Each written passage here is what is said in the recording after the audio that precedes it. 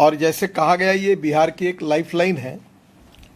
क्योंकि उत्तर और दक्षिण बिहार दोनों के बीच में जाने के लिए हाजीपुर, छपरा, मुजफ्फरपुर, समस्तीपुर, दरभंगा, मधुबनी, सीतामढ़ी, सिवान और ईस्टर्न यूपी ये नॉर्दर्न साइड में है, और सदर्न साइड में पटना, आरा, अरवल, जहानाबाद, नालंदा, गया, औरंगाबाद और झारखंड। तो स्वाभाविक रूप से ये एक प्रकार की लाइफलाइन थी और इसको कैसे सुधरना एक बहुत बड़ा चैलेंज था,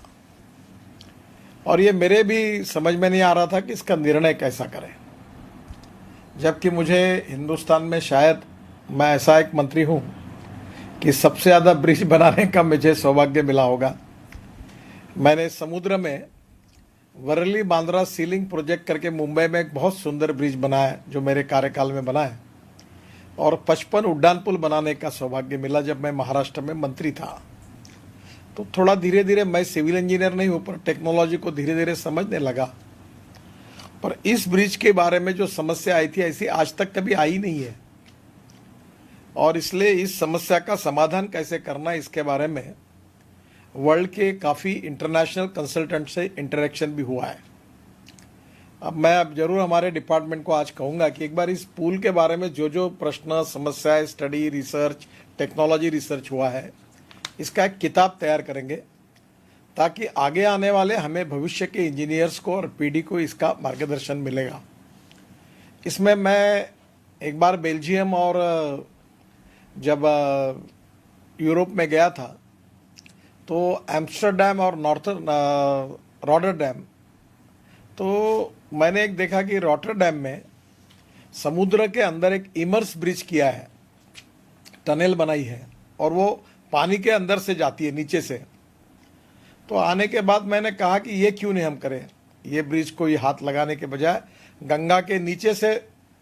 हम लोग इमर्स टनल बनाए और उससे जाए। और वो जो कंसल्टेंट थे जो यूरोपियन थे, उनके कंपनियों को भी यहाँ लाया गया और वो पटना आए और उन्होंने उसका भी अध्ययन किया, और बाद में उसकी कॉस्ट और टेक्नोलॉजी की बहुत ज़्यादा आई। आज हमारे डिपार्टमेंट के एक अच्छे इंजीनियर है, वो बिहार के ही है, भूमिपुत्र BN सिंह करके, रिटायर्ड हुए हैं, अभी DG थे, पहले NHI में मेंबर भी थे और टेक्निकली काफ़ी जानकार भी थे। सुपर स्ट्रक्चर का जो निर्माण किया गया उसकी शुरुआत की गई, और जैसा आपने सब बताया बहुत अच्छे ढंग से बात की आपने जानकारी दे दी है, और कितना इसको लेकर के लंबे काल तक चलता रहा कि पूरा पुल बनेगा, कि उसका एक हिस्सा बनेगा, और अंत में जो तय हुआ और जो नया काम किया गया है, और आपने ठीक ही कहा, इसके लिए तो सब लोग इसका अध्ययन करेंगे, देखेंगे। तो उसका एक हिस्सा जो पश्चिमी हिस्सा है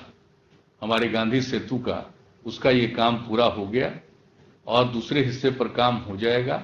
और जैसा कि आपने कहा और जो जानकारी भी है कि 1.5 साल के अंदर वो भी पूरा हो जाएगा। तो ये बहुत ही उपयोगी काम हुआ है, और इसके लिए मैं आपको विशेष तौर पर बधाई।